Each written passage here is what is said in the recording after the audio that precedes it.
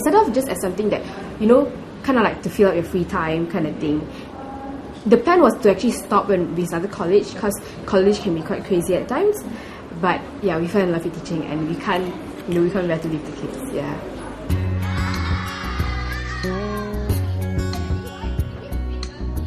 Earlier this year, Heidy Quah and her best friend Andrea Prisha decided to do some volunteer work before starting college.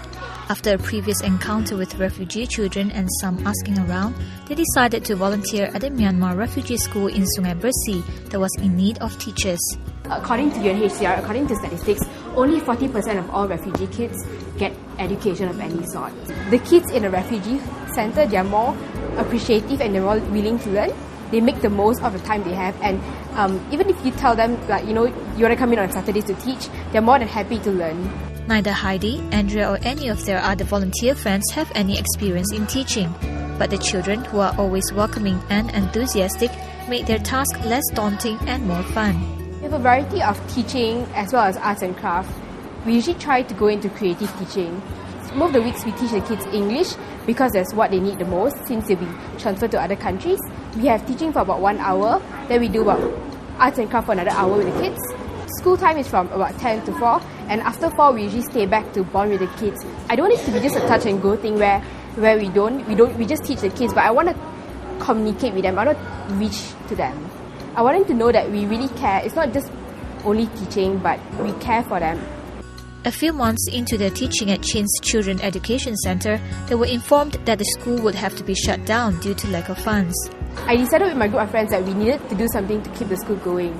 And in order to raise funds, the first thing we did was blog about it, as well as set up a Facebook page to get people aware and informed of what we are doing. We also posted up our project on websites like Do Good Volunteer and Do Something Good. And especially through Do Good Volunteer, we got a lot of response. Until today, even though we posted the project quite a while ago, we are still getting response until today.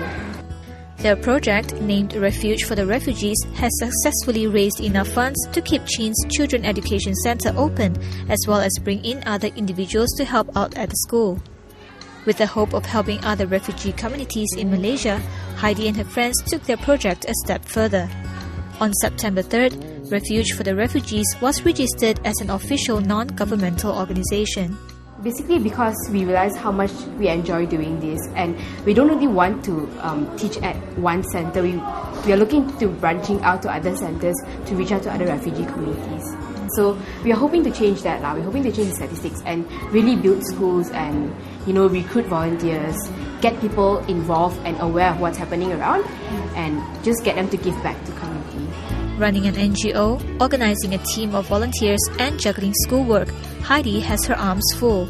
It's actually quite hectic, but time management, I suppose.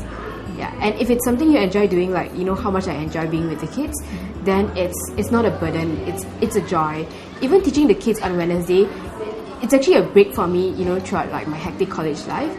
Yeah, so it's something I really look forward to. One thing we always tell volunteers is availability and not ability, because some people, they want to volunteer and they tell us that, I don't have experience, or I don't know how to manage kids and stuff like that. But I believe that these things are something that you have to catch along the way. It's most important, if you have the heart to actually volunteer, then that's the most important thing, to have the heart. Not do it just to ease your guilty conscience kind of thing, but do it because you're really interested in doing it.